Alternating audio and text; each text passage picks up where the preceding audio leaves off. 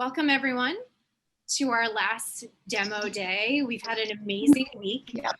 My name is Nima Merchant and I'm a Senior Associate Director at the Polsky Center for Entrepreneurship and Innovation at the University of Chicago. The Polsky Accelerator was launched in 2012 and gives UChicago students and alumni startups the opportunity to work full-time on their businesses and social enterprises in a collaborative, dynamic environment over the course of 10 weeks. This year, things looked very different as our teams all worked virtually, but all of us involved are incredibly proud of the teams and their ability to navigate the uncertainty of the current state of the world. I'd like to give a huge shout out and special thanks to our amazing donors, the Caruso-Zayo Foundation, Donna and Philip Zarconi, and Ellen Rudnick and Paul Earle for their support. Without you, none of this would have been possible. Today's program will feature a brief panel discussion on e-commerce and retail from our distinguished judges, followed by pitches from our Polsky Accelerator teams. I encourage all of you that are watching to engage with us via the comments section under our live stream. So with that, why don't we jump into our panel? So I'd love to have each of our amazing judges provide a brief description a little bit about their background, and from there we'll get the show rolling. So Sonia, could you tell us a little bit about yourself? Sure. So hi, everybody. I'm Sonia Nagar. So I started off as an engineer and then went to business school at Harvard, did a brief stint in investment banking, realized that was not what I wanted to do with my life, but was fortunate to work on the IPO team for a company called Bill Me Later that was in the payment space. And in that process, I got really excited about sitting across the table from the founders, feeling like I was on the wrong side of the table. And that, you know, there could be something really interesting for me in entrepreneurship that might be a better combination of my business and engineering skills. I ended up tinkering with a couple of ideas. In business school, nothing really hit. And so in 2008, I joined Amazon as part of the team that launched the clothing category. And then fast forward a couple of years, I got married. My husband was in New York. He was doing his MBA. And in 2011, I founded a mobile shopping startup called Picky that was acquired by Retail Me Not in 2014. And then I ran Retail Me Not's mobile team and then their larger product and tech team. And when my earnout was up, my husband and I were splitting time between New York, where I had founded the company and where we'd been living, and Austin, where I had to be post-acquisition, which wasn't sustainable. We're both from the Midwest. And so we bought a place in Chicago. I thought I was going to start another company. And I started meeting with the venture capitalists in the Chicago community to get to know them before I had to ask them for money, which was one of the big lessons learned from my first time around was, you know, get to know people, build a relationship over time versus expecting to pitch and come away with a check. And so one of those conversations was with Pritzker Group. They just happened to be hiring and they liked the way I thought about the world. And that was 5 years ago almost. And so for the last 4.5 years, I've been leading consumer technology investing for Pritzker Group, which is a multi-stage investor investing seed through Series B. And then actually, as of 30 days ago, I just transitioned into a venture partner role versus an investing partner role. And I'm back working on another startup. So Congratulations, and thank you for being here today. Boyde, could we have you please introduce yourself and tell us a little bit about your background? Congratulations to all the teams presenting, and thank you for having me here. My name is Boyde Sobaton. I'm the CEO, co-founder of Untitled Express. We're an ethnic grocery delivery platform seeking to digitize the ethnic grocery space here in the U.S. I wore the shirt on purpose because I was with Polsky when it was the CIE, so I want to kind of flex a little bit for veteran status. But Polsky is very, very essential to Untitled Express's growth. From the mentors sessions and also just access to people like EJ, Nima, just all of the Chris help me with all my technology stuff. And so I just want to just talk generally about Untitled Express. We're looking in the ethnic grocery space specifically due to the shifting demographics that we're seeing in the US and seeing the hyper fragmented ethnic grocery space. As probably if you're from an ethnic community here on this call, you could probably relate to going to 4 or 5 different stores to get the full complement of your groceries, or having to go to that one store that's far out. So what we're trying to do is trying to consolidate all of that onto one digital platform, allow anybody to get their groceries easily and accessible, also by making sure that we're building a culturally competent digital platform. I'm just happy to be here. We just recently finished Techstars last week. So this is kind of my 1 week reprieve before I get on the fundraising trail. So got a lot of insights and perspectives from both being a Polsky participant in both the incubator, being an early member, and also having gone through some of the early stage challenges and ups that most early stage founders go through. Awesome. Thank you, Boyde. I think you're so far, both of you have talked a lot about some of the things that will be particularly relevant to the teams pitching today, but a lot of our audience who might be thinking about either the venture track or starting their own new company as an entrepreneur. So excited to talk more about that in a few minutes. Venetia, could you tell us a little bit about yourself and share your background? You know what, why don't well, I'll go over to Jason and then come back to you, Venetia. Jason, if you wouldn't mind sharing a little bit about yourself, we'll come back to you, Venetia. You're still on mute. Sure. Can you hear me okay? Yes. Great. Hi, this is Jason. I'm a 2007 graduate of the Booth full-time MBA program. Prior to Booth, I spent about a decade in consulting, typical road warrior consulting, first with Accenture, and then I helped build a startup boutique firm that we built up, and it was acquired by a public company. Then I went to Booth, and after Booth, I spent about a decade at a consumer-focused growth equity firm here in Chicago called Winona Capital. We were an extension of a large family office, and we had about 300 million under management.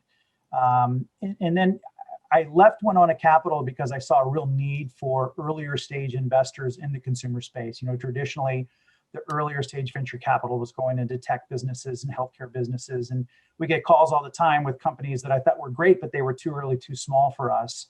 So I got involved with a platform called Circle Up. It was a crowdfunding platform for early stage consumer ventures, and eventually came on as the fund manager for their first consumer growth fund, which was a great experience. But I was commuting from Chicago to San Francisco, which after a while eventually kind of got old getting on a plane every week. So I took a look at what I'd done across kind of the earlier stage and later stage and started Company First to be sort of a hybrid between these two models. So we focus exclusively on consumer businesses, brands, products, retail, e-commerce, and we look for opportunities to invest early, but then invest across stages of growth. So we try to be helpful, help companies manage that growth, build great brands, but then invest across rounds of funding. And so to date, we've invested across 5 different consumer industries: food, beverage, personal care, home goods, and apparel. Wonderful. Thanks, Jason. So when I was preparing for our panel today, I was doing a little bit of research just around some of the figures on e-commerce, and was kind of blown away by the fact that based on my research, the market size was valued at 9.9 trillion in 2019 and expected to grow at around 14%. A large part of that, based on my readings, was attributed to our sort of the millennials and Gen Z, who in particular have really sought out smaller, medium-sized companies that are providing personalized goods and services, which I have seen, but I'm curious to get your perspectives on as we get through some of the questions. But I think one of the things that probably is most relevant is the fact that, or just how the pandemic has impacted e-commerce and retail. And so I'd love to kind of talk, hear from each of you on your perspectives on what that has meant for early stage startups and particularly around challenges that existed before the pandemic, which is around sourcing sustainable growth and order fulfillment. Boyde, I know you are coming out of Techstars, and as an early stage startup, I feel like you probably have the most relevant experience at this moment. Can you share how things are going for you at your startup? Yeah, so COVID was an accelerant for Untitled Express. Again, we work exclusively with family-owned and operated ethnic grocery stores. And a lot of those stores are cramped and crowded, which were like a recipe for spread. So a lot of people who are savvy have the ability to utilize our platform to get their groceries delivered to their home, or we have someone who was in New York, but their mom was in Chicago, and they didn't want their mom getting exposed, so they ordered through our platform. But there was a lot of risk that also has come because we deal with a lot of stores that import their products. The supply chain was broken, and there were a lot of things that weren't available. So we had a lot of issues with customer success and and communicating those issues and inventory management, which is a problem overall, but like it's even more exacerbating when you're dealing with stores that have been very latent tech adopters and trying to kind of get them up to speed. So for our thought process, we were thinking that we were on the early phases of a demographic shift, and we're trying to like sneakily, like get this niche market on board, and then boom, things kind of happen the way they happen. So now it's helping us to expedite and think about how do we get stores on faster, how do we communicate to customers quicker, and how do we pretty much ensure that along the entire value chain from the customer all the way up to the distributors, that we can kind of make sure we have at least digital insights into those processes. That's great, and I applaud you on being able to sort of, to your said, like you said, it sort of put you on the express train in terms of getting you guys up with an audience that was looking for all of this during the pandemic. So you provided a great example and in such a positive note, and I'm sure it came with its challenges and frustrations as well. Venetia, I think we can hear you now. Is that right? Venetia, if you'd like to tell us a little bit about yourself, and then I'd love for you to jump in on this question. I will be very short. I have over 30 years of experience in venture capital. I have developed over, 20 companies, mostly on business to business. I was running a $1.5 billion fund based in San Francisco and Connecticut. Was the co-manager, and some of the companies we have developed, one that's very hot now, it's Teledoc. And before that, I was involved with Cognizant, among others. So I have been involved with the Polsky Center since the very beginning, and that's like 25 and a half or 26 years ago, when it was just Ellen and Steven. So I have seen the whole journey, and I'm very proud. And I have been supporting, right now, I have 7 companies that they came out from Polsky. I wrote the first check for Simple Mills, and Simple Mills has done an incredible job. And now I'm working with 3 new companies, and it's been hard because you cannot see the entrepreneurs. And I do believe you have to see them face to face and get all the ins and outs of not just building the business, but a lot of them, they have gone through, because of COVID, through a lot of hard time in terms of personal time. Yeah. Now I'm running a family office, and the family office has multiple investments in private equity and venture funds in San Francisco as well Boston. So that's it. My passion is to take business from scratch and develop them to a break-even point and make them a successful business and create jobs. That's my summary. Thank you. Thank you so much for joining us. And we all know in a Zoom world, things can happen. So appreciate you getting on the phone and being able to participate in the panel. So Sonia, could you please jump in as you were saying before? And yeah. So I, circa March when the pandemic hit, I was on several consumer company boards, and I think there was a week or two when all of them thought that like we were potentially going to go out of business. And so there was like a big effort on the investor side to make sure that we shored up all our companies, they had enough cash. And then 2 weeks later, I feel like, so consumer spending for the last 2 weeks of March, if you look at it, it was like across all my portfolio, all my companies, it dried up. It was like a crazy moment in time. I think people were figuring out what was happening. Schools were closing, jobs were, do they have a job? And then April, end of March or early April, it was like we saw the momentum building on what the trend is today, which is all of that demand shifted online, or whether it was grocery, people were willing to try things that they might not have been willing to try online, or their first choice may have been to go in person and have in-person sales experience, but now they were willing to try online. And it's just been an incredible tailwind across pretty much every company, because my investment thesis was always tech first, e-commerce first. All my companies had the majority of their sales, even if they had some offline exposure, majority of their sales were online. And so it's been an incredible time, not only to see existing companies that had an offering ready to go built, but also, from the early stage angel side, I'm seeing that there's never been, I'm kind of living this in my own actions. Like there's never been a better time to start a company, which is really encouraging because you just have this incredible moment in time where people are willing to try online first. And people who would have never tried on, like, even my mom, my mom's generation, who I still have to help with various things like sending emails with attachments. She is discovering things online. I mean, it's incredible. So it's an amazing moment of time that we're in for tech and for entrepreneurs, I think. Yeah, I completely agree, and can have had similar experiences with families as they discover online banking and all these other things that have been available, but have been not forced to use it. And this is sort of requiring them to make a little bit of a shift for many reasons, just because of their personal safety. Yeah, completely agree. Jason, did you have any thoughts on this as well? Yeah, I mean, I think just building on kind of what's been said, I think I've spent the last 2 years since I started Company First telling people that consumer is a great place to be because who knows what's going to happen, but everybody's been talking about a market correction. I mean, who knew it was going to be a pandemic? But I've been telling people, folks are still going to need to eat. They're still going to feed their pets. They're still going to need to put clothes on their back. And I think consumer has been one of those, spots within COVID where a lot of companies have been dealing with a spike in demand and a spike in their online business. And it's kind of one of those good problems to have, but still a problem.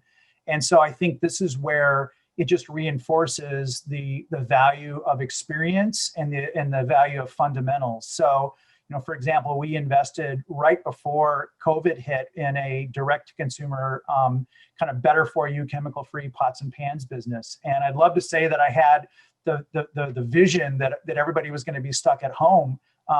We didn't, and this company has just gone through the roof. And the main reason that we invested in this company is the entrepreneur came from a larger housewares business where he ran their pots and pans division.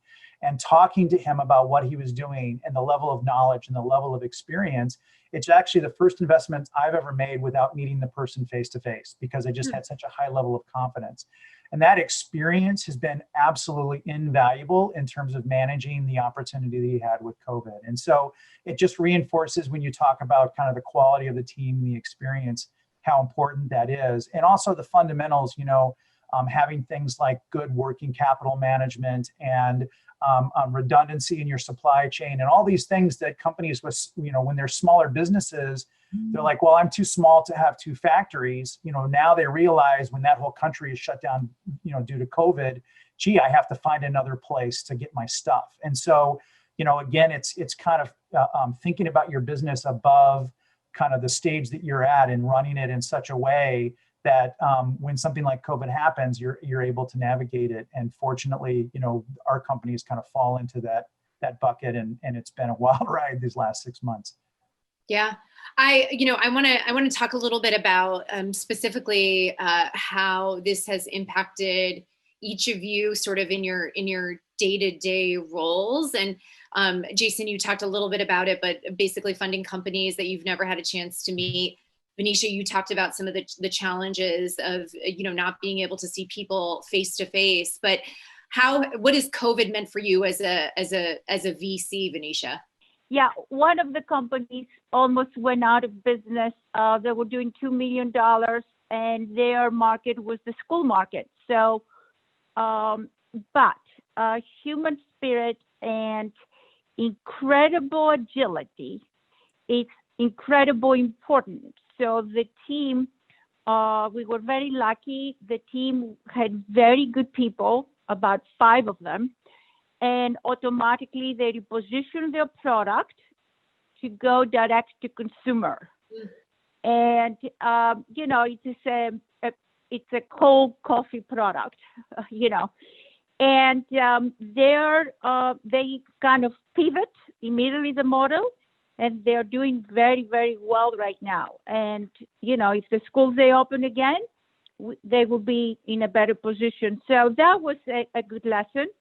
And then I hear, and this is a direct investment of mine, and I hear from a major venture firm of San Francisco, some of their companies, they were just wiped out overnight, even though they had raised a lot of capital.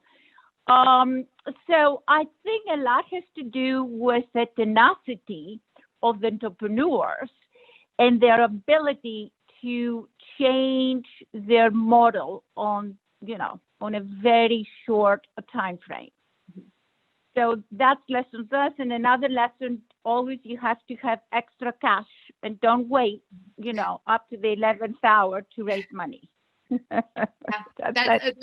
That's great advice. And we've heard a lot of stories of companies and entrepreneurs pivoting as a result of everything happening. And Jason, you've said it, there's some things that have, as a result of everything going on, rushed to make it to market because there was an opportunity, but then also changing potentially how they sell their goods or get to consumers in order to potentially survive and or thrive. Boyde, do you have any thoughts on this? Or how you talked a little bit about some of your challenges, but we'd love to hear more about how everything has changed your day-to-day as a founder. A couple of things. I think one of the things that we might have ignored or might have not left out, in addition to COVID, we've been dealing with a lot of social unrest as well. Yes.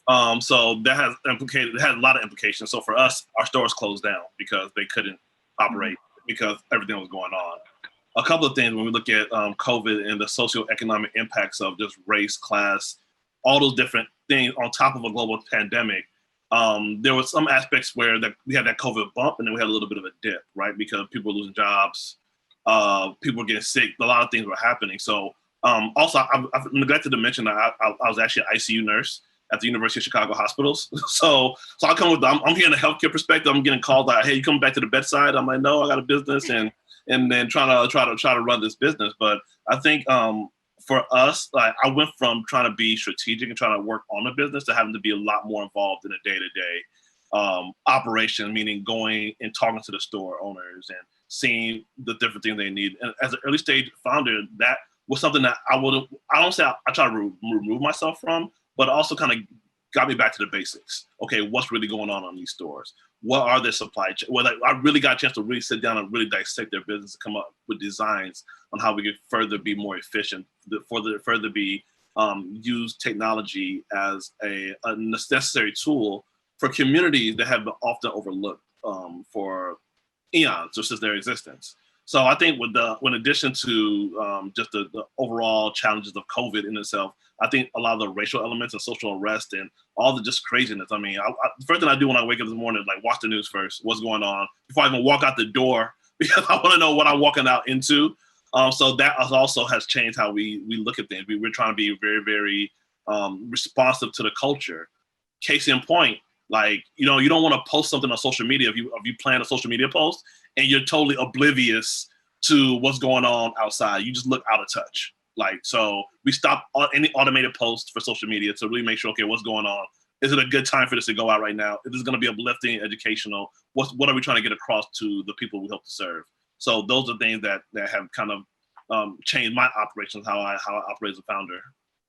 Thank you for bringing in that perspective, because I think you're right. I'd be doing a disfavor to this audience if we didn't talk about the impact of everything happening at a national level. And we certainly feel it at the national level, but especially here in Chicago with a lot of the stuff that's happening on the ground. And it's had various impacts on you as well as all of us. But I think this actually sort of leads perfectly into my next question, because this is certainly something that's top of mind to me. And I know a lot of the small businesses that we work with and entrepreneurs that we work with are constantly thinking about capital. And we talked a little bit, all of you highlighted the importance of having capital and funding and having it ready for rainy days or when things kind of go south. I would love to hear, I'm so happy that we have a really diverse panel today, but we know that like less than 3% of invested dollars by venture capital go to female founded businesses, and 1% of venture backed founders are Black. I want to talk a little bit or hear your perspectives on what we can do to improve that and what entrepreneurs should be thinking about when raising capital. Sonia, can we start with you? Sure. So I think the change has to happen on both sides of the table. There's a little bit of a chicken and egg, but I think that the change, until you have decision makers, general partnerships specifically, like general partners. So the way venture funds are structured, general partners are the key decision makers, and they gain all the economic benefit when deals go well. And for me, this is like the root of economic disparity. If you don't have equal economic opportunities because the decision makers aren't diverse, that's it's going to be hard, and it's going to take time. And then side, I think founders also have a responsibility, and I actually have seen this more in the last 15 months in serial founders. I think we're getting a little bit of feedback. Oh, there we go. Okay. Serial founders who have choice, not choosing not to take money unless general partnerships are diverse, or even, taking a stand on like who they want to take capital from, because the best deals are competitive. And if those founders have choice, they're able to drive change within partnerships as well. If people know that they're losing out on deals because they don't have a diverse partnership. So I'm encouraged that, I feel like this topic has been on top of people's minds with respect to women for a long time. And now honing in on the fact that, if you look at the numbers around Black representation in funds and as founders and in portfolios, it's, the numbers are bad. And in Chicago, they're horrible. Like they're worse than New York or Silicon Valley even. And we've got a long way to go. But I guess I would encourage everybody on both sides of the table, in decisions you make large and small, to think about, if you're a founder, who are you hiring? Who are you putting on your board? If you're an investor, like who are you working with? Who are you investing in? And then as a founder, you also have some ability to drive change in how investors think as well. Yeah, thank you. Boy, did you have any thoughts on this? This is interesting topic. So on the heels of all the George Floyd thing, there was a lot of this outpouring from the venture community, from the coast and everywhere, about we're gonna do better and do a lot of different things. And I was fortunate, right? So we got into Techstars, and the experience was invaluable because you really, really understand the game. A lot of founders don't understand the game. That's just what it is. It is really more, probably 80% of knowledge deficit. I mean, to the even point of like, where did the venture VCs get their money from? Like, how did that even flow down? But I think to that end, a lot of, I like to call it diversity theater, was taking place. And me personally, as a founder, I won't say I'm encouraged. I'm more going to take a wait and see approach to see if people are going to really back up what they say. But I would say, as founders, be resourceful, be scrappy as possible, utilize Polsky, get interns, do what you need to do to kind of keep your business afloat. But from sitting across from the VC, it is an asymmetrical power dynamic, right? Because you're kind of coming hat in hand saying, hey, I got this idea, which for them is good. It's a deal flow to get to assess it, get the scoop on it and make a decision, yes or no, they're going to fund you. But then on the flip side, like, if you don't get the money, you might not be in business. Yep. So the dynamics are such that, like, for me as a founder, when we talk about what could be done better, I think just really understanding how wealth is distributed. Like a lot of my peers, when I talk to them who have a company, like, yeah, I got $500,000 from my grandmother. I'm like, well, my grandmother's in Nigeria, and she's not cutting. She can write 500,000 naira, which is equivalent to a couple $100, but that's about it. Like, so I think a lot of that is like lost in some of the VC community. And I think to Sonia's point, when you're sitting across from someone who comes from a community like yours or similar to yours, who understands the struggles, the conversation shifts. And then on top of that, you can really get down to, do you need money, or do you need like resources or expertise or other connections to kind of get you to where you're going? So I think, I don't think it's enough time to even really delve into that. So I'm really touching on a cursory level, but I will say my advice to founders is like, really like read books on everything. Give venture law books. Don't be afraid of them. It's going to be a lot of legalese. Give venture deals, definitely, and just kind of really, really understand what makes VCs tick. Yeah, that's great advice. I know we are about to start getting into our pitches, but I wanted to give, Jason, did you have anything that you'd wanted to add to this? Yeah, I mean, I think this is why it's important to really, and I tell entrepreneurs this all the time, is they should be doing as much diligence on the investors as the investors are doing on the entrepreneurs. Yeah. And there's key questions that you can ask in terms of what's your process for looking at investments, and what do you report to your investors to have some insight in terms of what's important to folks. And we take a lot of pride that prior to this last cycle that we've been in, we've always had an open door policy where we put our calendar online. Anybody can sign up for a 30-minute spot. There's no gatekeepers, there's no filtering. We just ask people to check our website and make sure that it's a good use of their time. I don't need somebody pitching me a cryptocurrency when we don't invest in that. But we've always had an open door policy, and we're very proud of that. And I also think it's important to ask, what do you tell your investors? And from the very beginning at Company First, we had a social impact matrix that we make as part of our standard reporting that is not only from a consumer perspective, is this natural, organic, better for you products, but how many of our companies are women, minority, veteran-owned businesses. We feel that that's a very important part of what we do. And because our money comes from family offices, it's generally something that's very important to the folks that invest through us as well. So if you're an entrepreneur, you should be asking those questions when, it's not just you that's being interviewed by an investor. You should be interviewing the investor, and you should be asking them.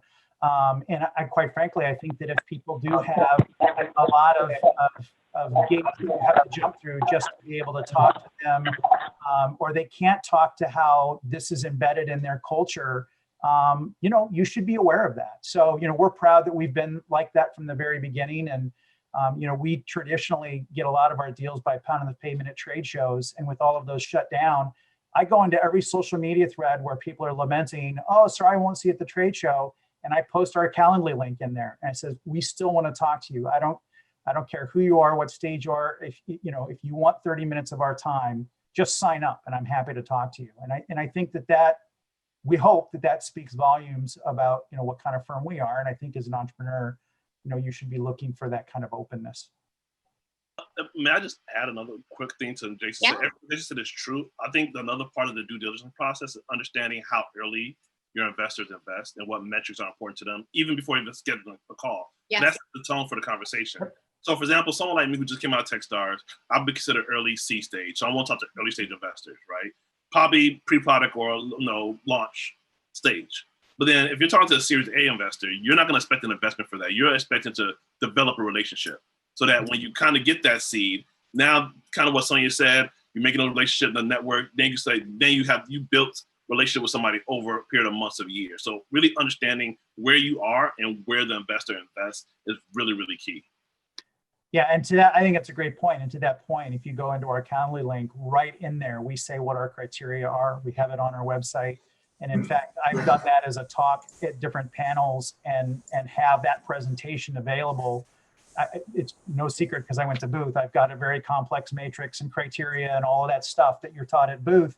But we publish that. And so people can see exactly what are the 10 things that we're looking for and how we're going to judge you. Why wouldn't we publish that? We want it to be efficient. We want folks to utilize their time appropriately. So I think that's a great point that entrepreneurs should be aware of that and make the most of their time because everyone's time is limited. Well, thank you. Really great advice, both for our entrepreneurs that are listening and also Sonia, to your point that it needs to be on both sides. And so hopefully we will continue to see more diversity in our venture funding and at the heads of the venture firms. I know we are up on time and we have some amazing companies that will be pitching. So with that, I will hand it over to my colleague, Chrissy. Nima, thank you so much. And thank you to our panel for sharing your perspectives and insights, especially on these relevant and meaningful topics today. I can't tell you how much I enjoyed that. Thank you all. We have tennies up first. Cedric, the floor is yours. Hello, everybody. My name is Cedric Vargas. I am one of the co-founders of Tennies. We are a premium sneaker rental company. We're also a premium image rental company. Let me explain. There are a ton of sneaker enthusiasts out there. In fact, 1 in 4 teenagers considers themselves one, and they want to wear today's trendiest and hottest sneakers so they can look like their idols. Before, it was all about being like Mike, and it had to be the shoes. But now it's about being like Travis Scott and wearing the Travis Scott Jordan 6s that he wears, or being like Charlie D'Amelio and wearing the Jordan 1s that she does. However, doing this can be extremely expensive and inaccessible for those without deep pockets or deep knowledge of the sneaker game. For example, if you wanted to get this sneaker right now, you could have tried to get it for retail for $200. However, less than 5% were actually able to get them, which is why they're reselling on secondary marketplaces for more than $1,200. We think that's absolutely crazy. We want everybody to be able to keep up their image and look like a 10 out of 10 with these. So Tennies offers a solution. You can rent them out from us for only $150 for a 4-day rental. After talking to people who have rented out from us before though, we found that they also want some sneakers to hold on to and some that they can swap them out for. So we offer them a solution as well for only $149 a month. Those are our two solutions. One-off rentals for 1/8 of the resale price for 4 or 8 days, as well as a monthly subscription program where you have a number of sneakers that you can hold on to and a number that you can swap out.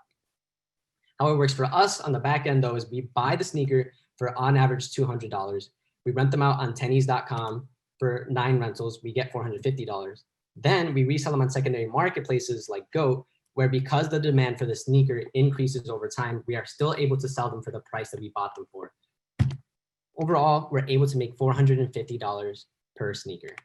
We believe that the rental market within the sneaker market is worth $1 billion. And this is based on the percentage that the clothing rental market owns within the clothing market. Right now, we are the only streetwear sneaker rental company. But if you wanted to get this pair of sneakers, you can. You can go to Round 2, which is a sneaker resale store. You can try your luck at getting them for retail at places like Foot Locker, or you can go to StockX, which is a secondary resale marketplace. However, in comparison to these competitors, we're the only one that allows hype assortment, quick delivery, low cost, and upkeep of the sneakers. Thus far, we've competed in the College New Venture Challenge, where we won 2nd place and $20K. We are in the Polsky Accelerator program, where we were able to get $10,000. And we competed in the COZAD New Venture Challenge, where we were a finalist. Thus far, we've had repeat customers, rentals in 6 major cities, 16 total rentals, and 7 sales. However, a lot of this was pre-COVID. People are not really going out as much anymore. So we decided to focus on 3 things that are within our grasp: our website, our social media, and our team. For the website, we were on the 2nd page of Google when we started the Polsky Accelerator program with only a landing page.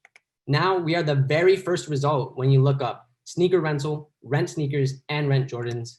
And our website is fully flushed out to include the rental subscription and buying. We also started with only 150 followers across our social media platforms, but now we have 10.9 thousand. This is all thanks to an amazing team that we have. We started off with only people from the University of Illinois with heavy tech backgrounds. Now we also have people from the University of Chicago to help with business and marketing. To summarize, we started Tennies in September of 2019. We competed in the College New Venture Challenge. We are in the Polsky Accelerator program, where we were able to focus on our socials, SEO, and our team. And in the future, we are going to be looking for a seed round. However, there's some things that we still need to figure out before we do so.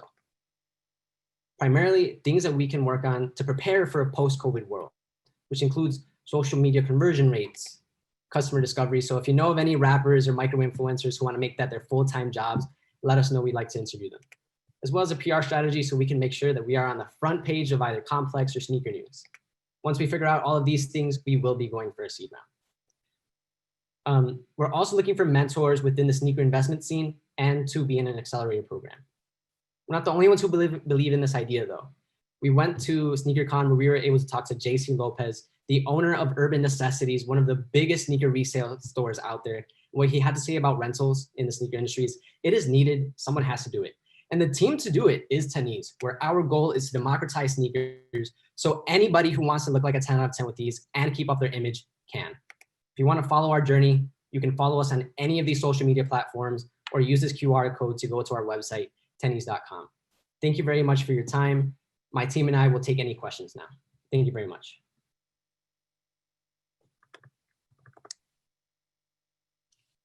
Thank you, Cedric. Jason, would you like to go first? Sure. Yeah, I think this is an example of when you invest in consumer businesses, it doesn't necessarily have to be a business that you would do. It's what the market would do. Because I'm not sure I would do this, but I'm clearly not hanging out with the rappers and hip enough. So that's self-acknowledgement right there. But what have you done to kind of really validate that people are going to rent these items, right? Because the idea of having a used, sneaker, and then on top of that, you have like we can buy them for this and sell them for that, but you're not really including kind of the cost in between to clean them and send them out and all that kind of stuff. So do you have kind of like the unit model, the all-encompassing unit model on a pair of sneakers that factors in all the other costs to determine whether or not you're still going to be able to make money per sneaker after all of the effort and cost and the warehousing and all that kind of stuff? Yes. So we don't have it on this slideshow, but you're referring to this slide in particular, correct? So the main upfront cost besides us getting the sneaker is shipping, which is about $20 on average per sending of the sneaker. This $450 is for 9 total rentals.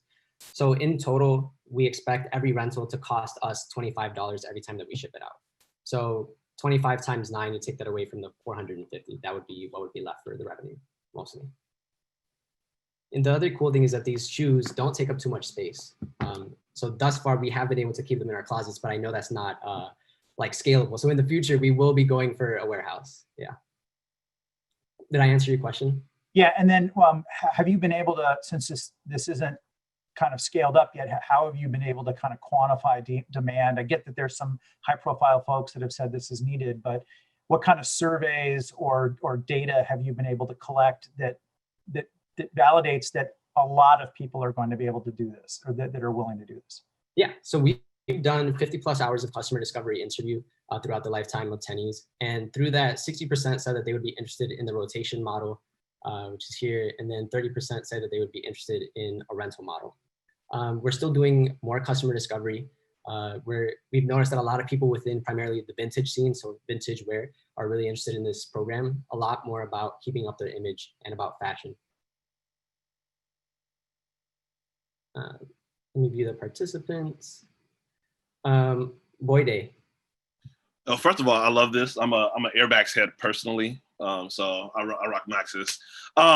Question, I think a little bit to what Jason said, how are you maintaining, for example, I rent your shoes, I go to, let's say, a club, or I go to a bar, and I scuff them up.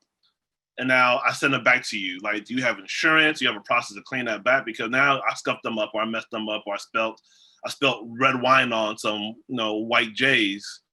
How are you handling that? Yeah, so there's a couple things that we do to expand the life of our sneaker. Primarily, before we even send them out, we spray them with water and stain resistant spray. Usually, if we were in person, I would pour coffee over our sneaker right now, but I didn't prep them in time. And during the rental process, we have crease shields that we put in the front of our sneakers. So these keep them from creasing up. We also send them out with shoe trees. And if they come back completely irreparable, we can't fix them, then we do hold your credit card on file. So we charge you 1.5 times StockX price. However, this is a used sneaker. I don't know if you were able to see it, but this was rented out. We found that a lot of people want to wear these out as fashion statements. So they keep them looking nice when they wear them out. Cool. I know there's another person with a question, so I'll just wait till later. But also, you might want to look at micro influencers too. Think about. We'll talk about that offline. Hit me up offline. Okay, I definitely will. Sonia? Yeah, I was thinking a little bit about the fraud question, which isn't the same as damages, but how are you thinking about making sure people don't steal the shoes? Yeah, so we were lucky to have that happen to us very early on when we were just starting out. So we were able to learn from it. Now we hold their credit card on file. We put, so I don't think you can see it, but we sew inside of our sneakers so we can stamp to make sure that it's ours. So when they return them, there is some pretty good fakes, but they don't know where exactly it is that we sew into it. So we can verify that it's ours when we get them back. And yeah, that's the main thing. We hold their credit card on file to make sure that we can get the money back. We also filter through any prepaid credit cards. We also call them up every time we get a rental, right? Right now, we call them up to verify their information before we send them out. All right, Tennies, thank you so much for your presentation. Judges, thank you for engaging. Our next team will be Neural Trend. The floor is yours. Hello, everyone. We are Neurotrend. We empower retailers to make smarter merchandising and marketing decisions using big data and analytics. I'm Dip. I'm the CEO and founder.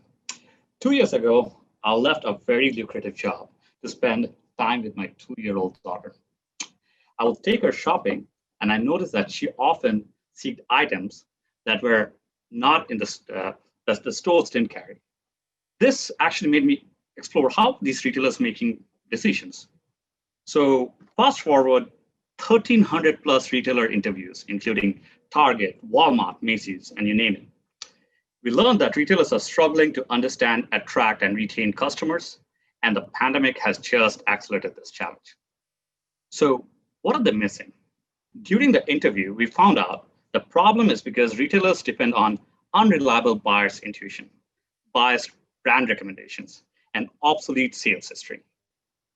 Through our exploration of pain points and gaps, we found out there is external data missing to complete the picture.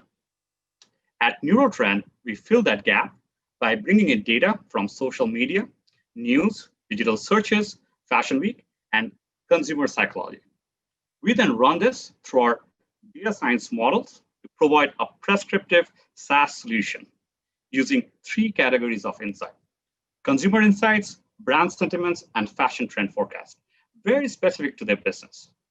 This helps retailers make smarter data-driven decisions that ultimately increase their revenue while saving time. I'll now hand over to my co-founder, Tina, to talk more about our business. Thank you, Dib. So when we look at our traction to date, it's been eventful. So far, we've partnered with retailers, both small and large, on validating our product and our recommendations. And this fall, we partnered with Kent State University with their fashion school on implementing our solution into their program. Since the launch of 2 weeks ago, we've onboarded 6 brands, and we're continuing to onboard more. The key to our success is our team and the experience we bring to the table.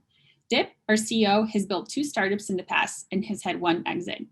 I am on a board of various fashion organizations, and I bring fashion industry network. And Hui, our CTO, has over 10 years of experience in forecast technology and AI. We also have a wonderful team of 11 interns and developers who are fine-tuning our business model every day. We are very competitively positioned against the incumbents. We provide real-time data reporting in a 360-degree approach by partnering with retailers' internal sales history, and we provide granular insights into consumer behavior and SKU level prediction. This, none of our competitors do.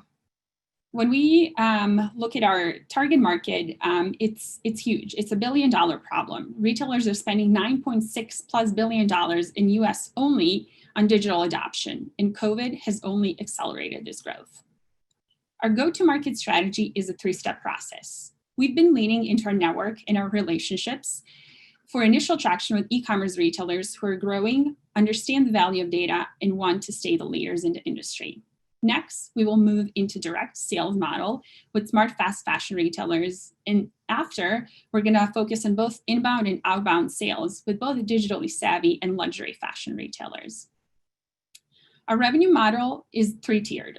First, we have our light off-the-shelf unit that starts at $24,000 a year. And then we have a standard and premium size model that range between $80,000 and $300,000 plus, depending on brand or retailers' brand sizes and products that they carry in the inventory. Our financials are projected to reach $460,000 by the end of 2020, and we're looking to grow up to $136 million in revenue by 2025. We've made substantial progress since the beginning of COVID. And by investing in Neurotrend, you can become a change agent in smart retail. Today, we're asking for $750,000 to achieve 30 customers and $2.5 million in revenue by the end of the next year. Please join us in accelerating the growth of the digital retail industry. Thank you, and we're now open to questions. Wonderful. I think Sonia has her hand up first, if you'd like to get us started. Hi, guys. So maybe talk through the customer traction. Do you have retailers you're piloting with that are using the platform? And if so, what does their engagement look like? With respect to like how many times are they touching the platform a day, or what other metrics are you using to measure engagement? Yeah, Tina, you want to take that? Sure. Yeah, so we've had both partnerships to date and the brands that have launched onto our platform. We launched 2 weeks ago, and we're looking at the engagement on a daily basis. And with our partners, we're meeting continuously. So some of these large retailers have had internal disruptions, but they're still meeting with us. So it's been engagement by providing insights, talking to them on a daily on whether they're implementing our insights into their marketing and merchandising strategy. So it's very relationship driven. Jason? I think this is really interesting, and I like the way that you have the tiered pricing model. You know, I'd love to have been a fly on the wall when you discussed that in terms of having to be per seat versus just those big increments. But I like the way that you've differentiated it for the larger size. My question has to do with your revenue projections. Do you guys kind of have the backup that says this is the breakdown of the number of accounts of the different size to get to 140 million in revenue? Because that's a pretty big number. Absolutely, we do. So one thing that Jason, we have clustered the market and our pricing based on the sub-market segment.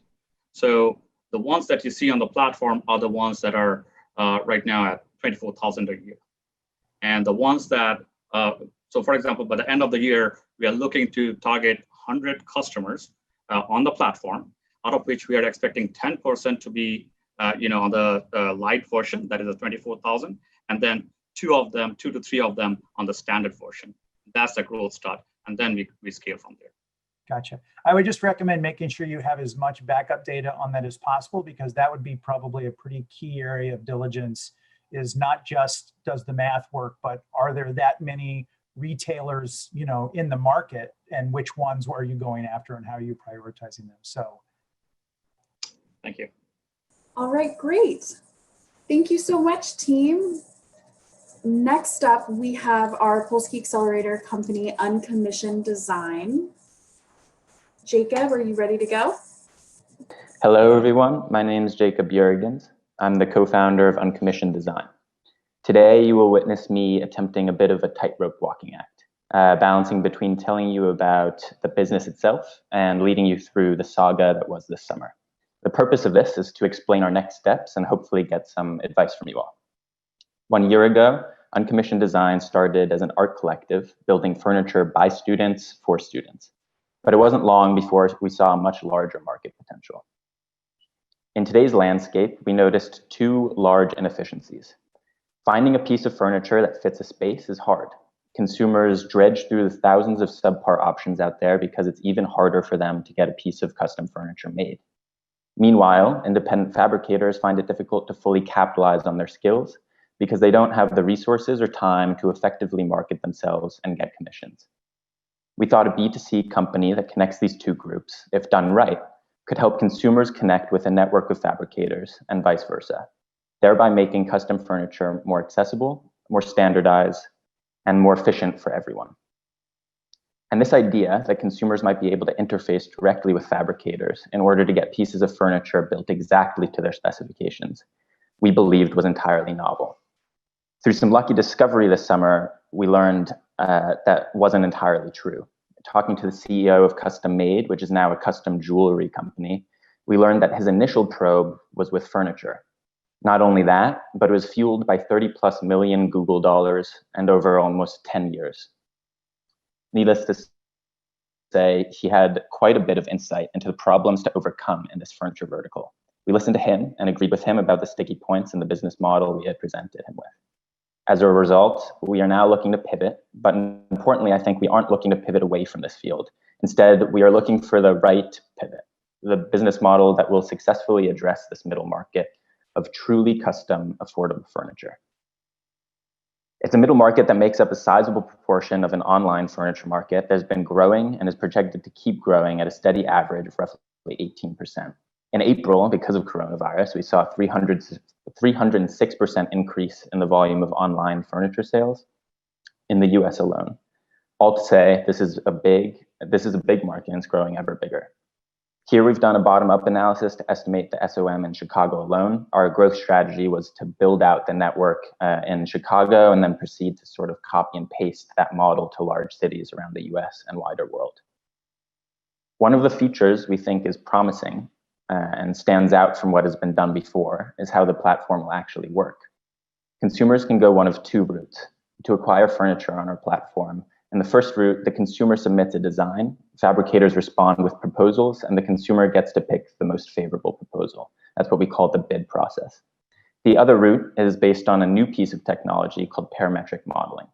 If you've ever tried to customize sneakers on Nike or Adidas, our parameterized furniture models will follow a similar mechanism to that, but with a much more extensive scope of customizability.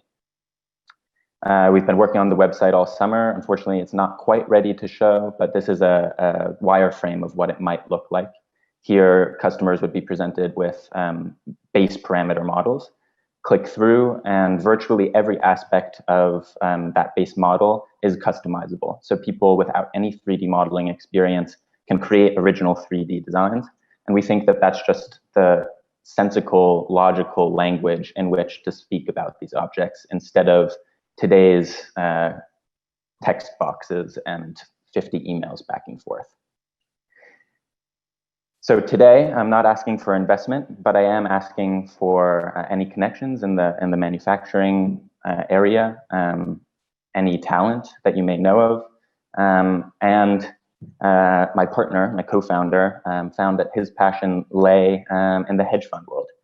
So I'm also currently looking to sort of build out my team a little bit more. But with that, I'll open it to questions. Chrissy, I can't see the hands raised, so if you could. I've got you. Yeah, no worries at all. Thank you, Jacob. Jason, I'd love if you kicked us off. Sure.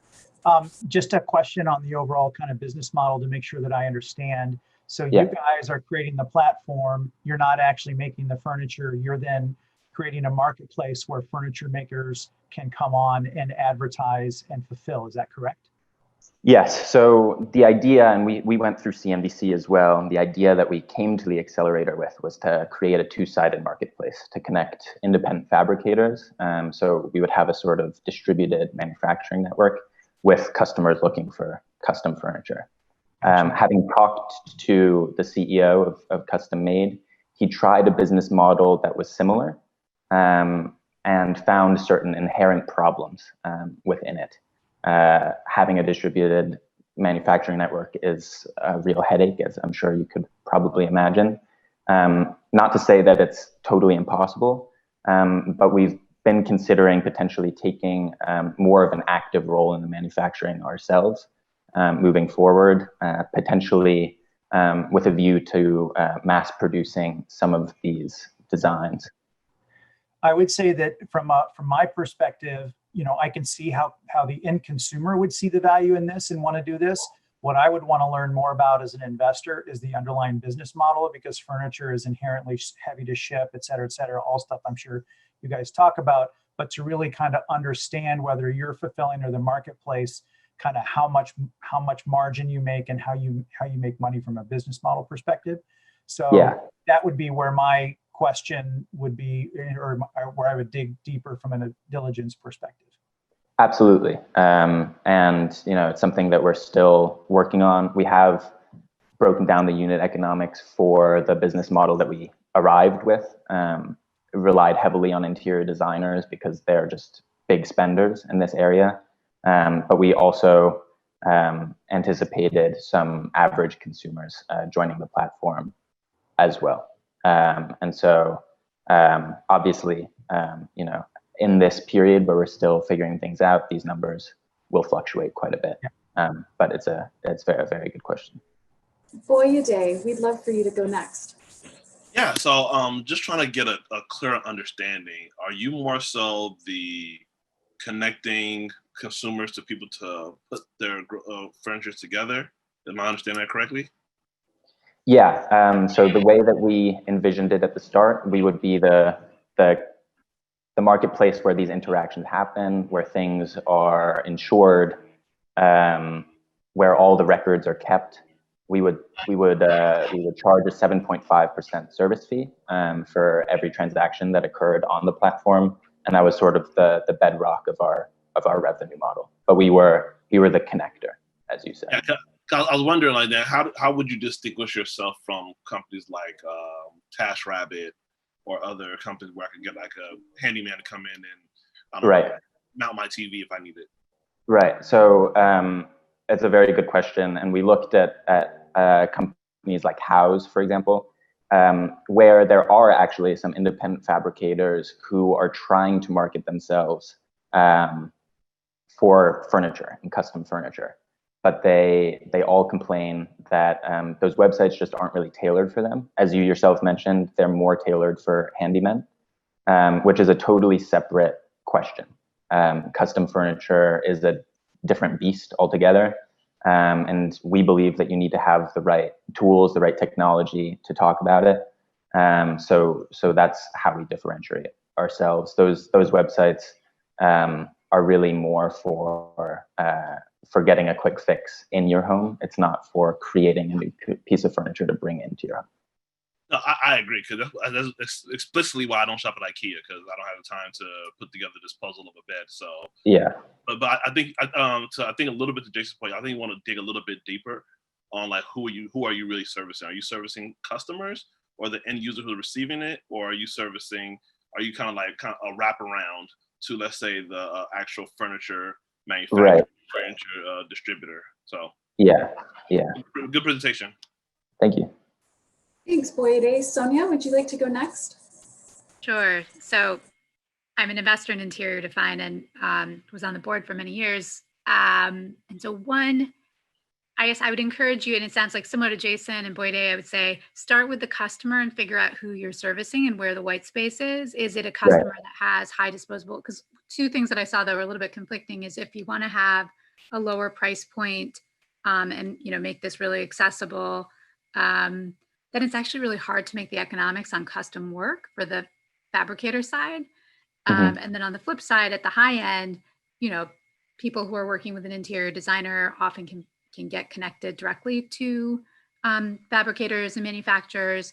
But I have no doubt that within the, if you make a 2x2 grid of value and level of customization and start with the customers, you can figure out where the white spaces are. And there may even be a different like B2B angle to this. If you think about, when I think about who's really going custom, it's like people who are building homes or taking on remodeling projects, which is very different than someone who's just looking to buy a table or a coffee table.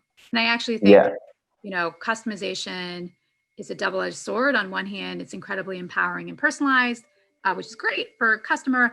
On the flip side, too much customization can be really overwhelming and can actually turn off a lot of people.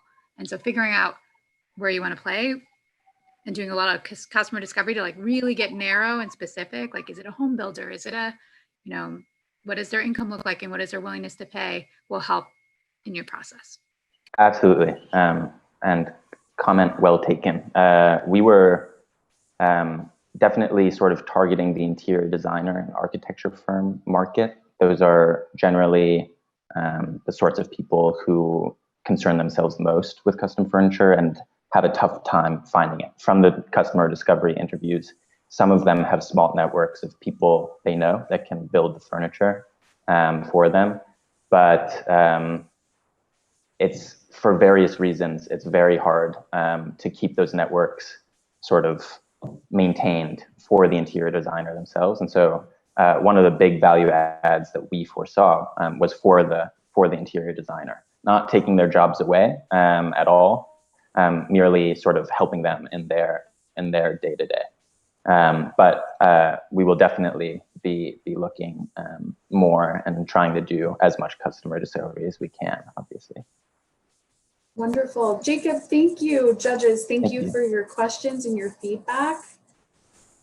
Up next, we have our Polsky Accelerator team look to round out our Accelerator pitches for the day. Hi, my name is Karen Desai, and I'm a co-founder and the Chief Marketing Officer at Look. Last summer, I had a beautiful traditional Indian wedding, but many of my guests were non-Indian and they had no clue what was appropriate to wear. Meanwhile, my Indian guests didn't want to outfit repeat, and so they had no choice but to spend hundreds of more dollars on new dresses. A traditional Indian wedding is 3 to 4 days long. Each event requires an individual outfit that could cost $500 or more per dress. And Indian clothes are just hard to find in the US. If you're lucky enough to live near a little India like Devon Street in Chicago, you can find options, but they're usually poor quality and outdated. So that's why we built Look, an online rental service dedicated to democratizing Indian fashion in the US. We offer 3 tiers of outfits ranging from casual, semi-formal to formal, with affordable prices starting at $75 for a 4-day rental. And since 80% of Indian weddings are now interracial, intercultural, and interfaith, we offer tons of educational content on what to wear to each event and why. And we have an incredible team behind Look, and that's why we will win. Our team is composed of 3 first-generation Indian American female founders who are ready to build Look into the ultimate Indian wedding experience brand. We bring the perfect blend of business acumen, marketing prowess, and creative genius to build a successful DTC brand. And we have an advisory board of experts who can guide us along the way. So we soft launched in January, and we've had over 14,000 unique visitors on our site since. Our initial customers have spent an average of $146 on an order, and we've generated over $5,000 in revenue so far. This is our progress to date, despite the impact of COVID. As we look towards 2021, we're expecting demand to surge because of all the rescheduled weddings. But until then, we're focused on 2 things. First, operations. We're implementing barcoding and testing a new inventory management system for tracking. And second, marketing. In a post-COVID world, we'll drive referrals through brides and have events where consumers can see and try our styles. But today, we've doubled down on digital to stay top of mind. We've launched virtual styling sessions and a community series with influencers on Instagram that brings together over 100 people weekly. And most recently, we've launched postponed wedding care packages and face masks to meet our customers' more timely needs. Our strong digital presence has already led to over 3,000 Instagram followers and over 700 email subscribers. And this will only continue to grow. And now I'll turn over to our CEO, Rajal. Thanks, Karen. So we've surveyed hundreds of people and learned that less than 5% are brand conscious when it comes to Indian clothes. Instead, 60% of consumers say that style is their biggest purchase driver, followed by cost and then fit. And that's why we've taken a private label approach to our merchandising strategy. So here's how we do it. Well, first, we use polls on social media as a focus group to learn specifically what our customers want to see, and we pair that with data on the most recent trends. Then we bring this data to life by collaborating with our wholesale producers in India and selecting styles from their existing assortment. Our manufacturers work with us to modify their pieces based on our specifications. Most importantly, though, is our custom tailoring solution. And that's why we don't buy from designers. So we know that if Indian clothes don't fit perfectly, then they just don't look good, which is why we've developed unique tailoring mechanisms that empower the end consumer to expand and tighten the outfit to their bodies, which eliminates the need for alterations. And our competitors just don't have the same control over the processes we do. They're left beholden to designers, and they have to take what they can get. But most importantly, they have to invest in significantly more inventory than us to ensure that they're size inclusive. So there are over 42,000 Indian weddings each year in the US, with an average of 300 guests per wedding and 3 to 4 days of events at an average rental price point of $150. Just bringing Look to weddings alone is over a $5 billion opportunity at scale. And this is just the wedding market. We know that there's a broader opportunity out there with holiday events, dinner parties, and more. So we expect to make a 62% average margin on our outfits based on the different styles and the number of days an outfit is rented for. You can see in the top table what the unit economics are for a 4-day semi-formal rental. And given these economics, it'll take us about 1 rental to cover our fixed costs. In the bottom table, you can see the economics per outfit. So we project the useful life of an outfit to be 5 turns today, which results in at least $320 of profit over the life of an outfit.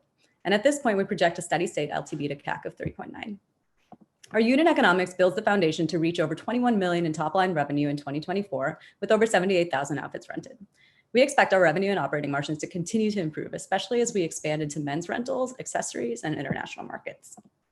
So we're currently raising a seed round of $500,000 to help scale operations through June of 2021. We plan to use this additional funding to help scale our inventory, have a rental management system, and enhance marketing efforts. Thank you. And with that, I'll open it up for questions. Wonderful. I think Boyde's got his hand raised. Would you like to kick us off? First of all, I think this is really, really dope.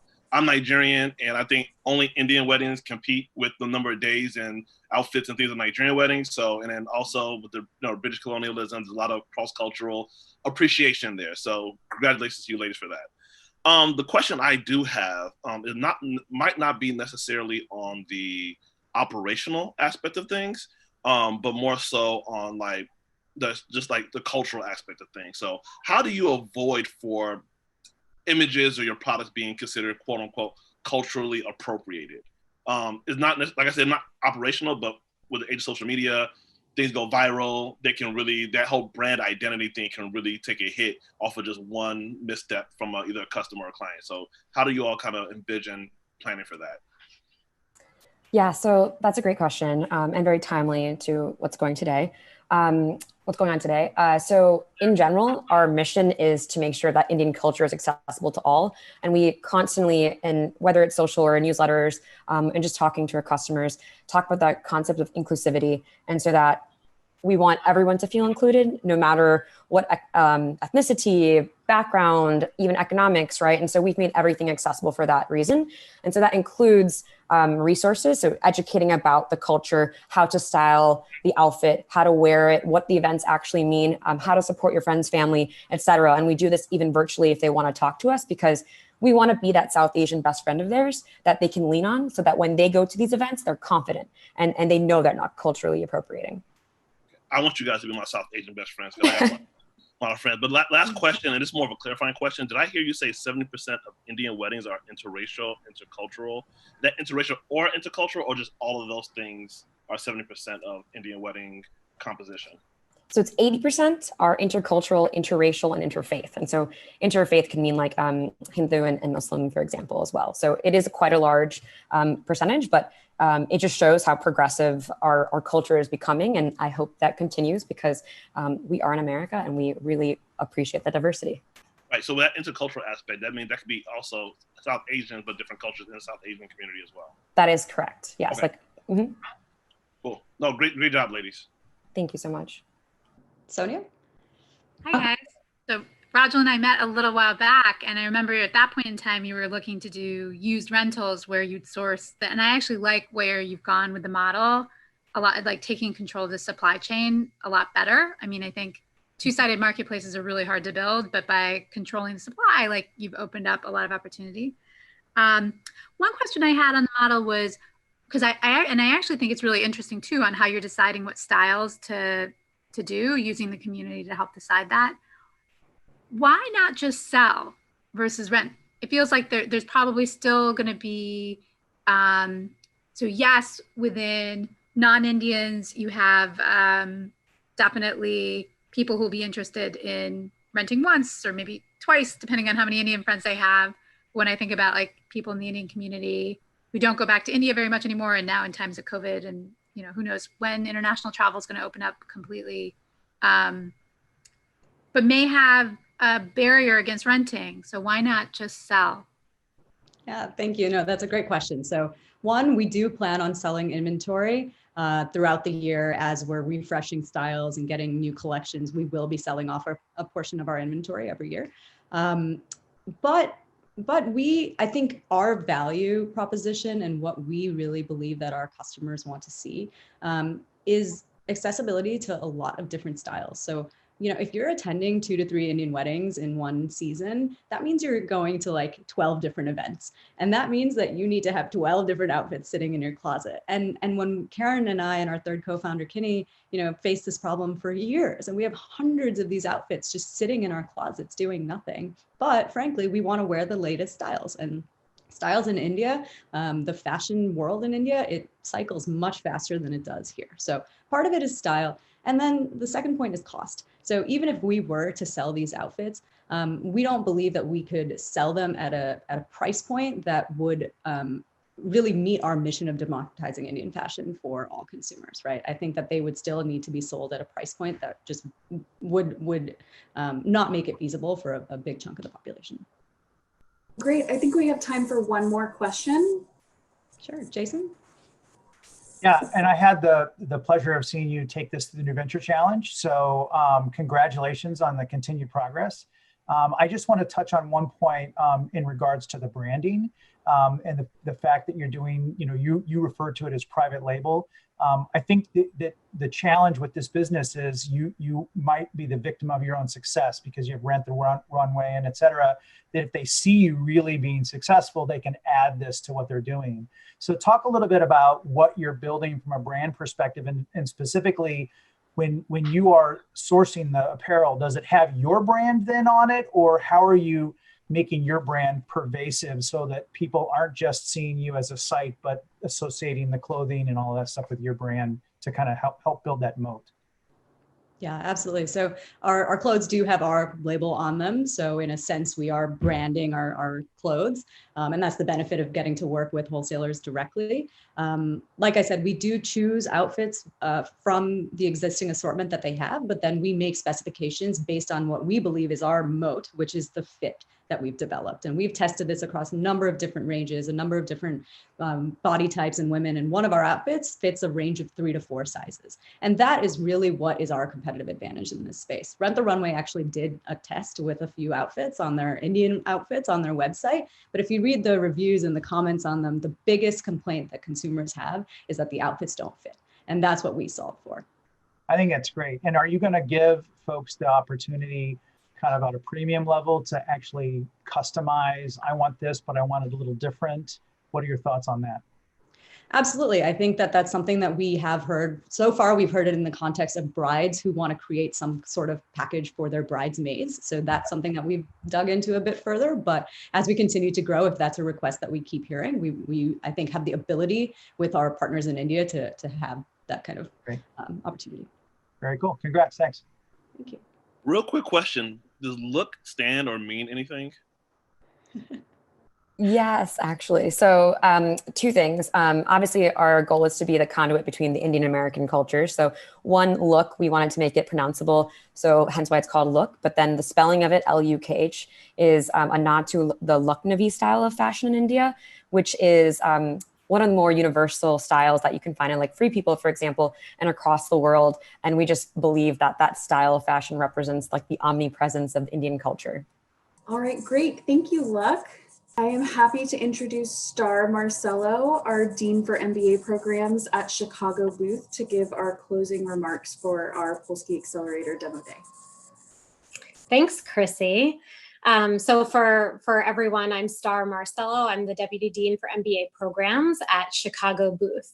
And I'm going to keep my remarks very short so you can all get back to your busy work days. But I want to just acknowledge and thank a number of people who contributed to the 2020 Polsky Summer Accelerator and who really deserve special recognition. And first and foremost, that includes all of our Accelerator teams who devoted their summer to entrepreneurship, including, of course, the ones that you just saw present today, Tenny's, Neural Trend, Uncommissioned Design, and Look. I also want to just take a minute to thank the sponsors who've made the program possible. So Donna and Philip Zarconi, Ellen Rudnick and Paul Earl, Andy and Sharon Alper, Zayo and the Caruso Foundation, and our friends at the Restandi Center. The program would not be possible without your really meaningful contributions. I also want to thank all of the experts and panelists and speakers who joined us over the past 4 days, lending us their thoughts and expertise. And of course, those that you saw today, Sonia, Venetia, Jason, and Boyere. And I want to acknowledge the Polsky coaches who've been working behind the scenes with all of these teams, helping them make progress on their ventures over the course of the summer. And I think just about everyone who works at the Polsky Center, which includes more than 50 people, has been supporting this program and supporting the teams. And their work, you see the finished result of which is included in the pitches, of course, but you don't see the work that they are doing behind the scenes. But there are a few people at Polsky whose work you are seeing on the screen. And I want to recognize in particular the individuals who've led the charge for the Polsky Accelerator and for whom the Accelerator would not be a program without. Chrissy Ritter, who just, of course, introduced me, Katie Spoden, Nima Merchant, and Ellen Zakowski. Thank you so much for making this program possible for our founders and for the team and really helping us redesign the program in many ways this year, which I'll comment on in just a minute.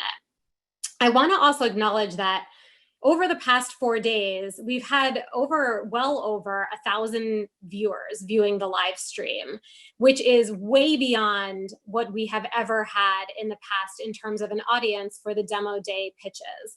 And so it's been quite extraordinary for us to see the reach that this program has had this year in particular, and to know how many people are tuning in every day to see our entrepreneurs. The Polsky Accelerator was created many years ago to give early stage founders a platform and a period of dedicated time to work on venture creation. And as you've seen from the pitches, that looks slightly different for each one of our teams. Some are working on customer acquisition, some are working on marketing, some are asking for your money as investors. And I can tell those of you who are on the live stream who might be thinking about participating in something like the Summer Accelerator one day, that I truly believe there's no greater resource for University of Chicago founders, whether you're at Booth, you're at the college, or you're at another part of the university, than Polsky's Summer Accelerator program. It is really an extraordinary way to make progress on your venture. So in many ways, this year's Accelerator was different. Of course, we're here virtually instead of being together physically, but it was quite an extraordinary year for the Accelerator. And, one of the things you might not have recognized is that typically this program hosts 10 founding teams. This year, we doubled that number. And why did we do that? You can probably see from the quality of the pitches and the founders that in part it was driven by the incredible entrepreneurial talent that we are seeing right now. But in part it was done to also invest in our community around entrepreneurship and innovation, both at the university and the city of Chicago and beyond, and to try to do what we can to make a positive contribution to the economy and to create solutions that make people's lives better in many ways. So before we send you on your way, I want to just encourage everyone who's on the live stream right now and listening to these pitches to support the innovators and entrepreneurs that you know. There are lots of ways that you can do this. You can contribute your time, your perspective, your network, your contacts, your mentorship. You can be a good listener. You can be a good friend. You can maybe contribute your dollars as a customer for an entrepreneur or as an investor in one of these ventures. Entrepreneurship can be a very difficult journey, and it can be a very lonely journey. And your support can go a long way to making a huge difference in the lives of the founders, including those that you saw today. There are many issues going on in the world right now. We talked about some of them in the panel that led today's event. There's the pandemic, the need for racial justice. This is an election year. There's a lot of attention being placed on many events happening in the world right now. And entrepreneurship, in my mind, makes me happy because I see it as a silver lining, a way for us to envision a better future, a different future, innovations that can really change the way we interact with one another and with the world around us. So I just want to close by saying thank you for joining us today. Thank you for contributing to the Polsky Summer Accelerator, a truly amazing program for founders. For the founders that are on this call, thank you for the work that you are doing every day to pursue your passion. And thank you to the Polsky team for making all of this possible and for doing the important work that you do.